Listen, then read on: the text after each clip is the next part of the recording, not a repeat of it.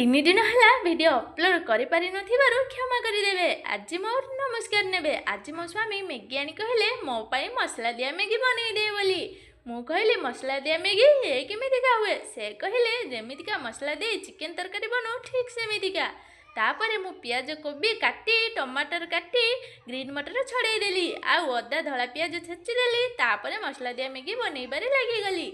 आपण मैंने कन्फ्यूज हो गले कि धला पियाज ना शुणिकी सेटा धला पियाज नुहे, सेटा को इंग्लिश रे गार्लिक कहती आउ हिंदी रे लसुन आउ ओडिया रे जहाँ कहती मुझे कहबिनी कहीं मो बड़ शशुर ना से पड़ुची से आम घरे आमे कहू धला पियाज।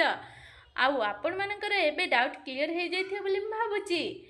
आउ आपण मानक घरे कौन आपण शशुर शाशु कि देढ़शुर ना एमती किसी अच्छी आ जो कि आम भली आपण मानक अन्य किसी शब्द कहया पड़ुची मते कमेंट रे कहिबे। हाँ मु तो मसला दिया मैगी बनईदेली आ मो स्वामी खाइकी बहुत खुशी हेले।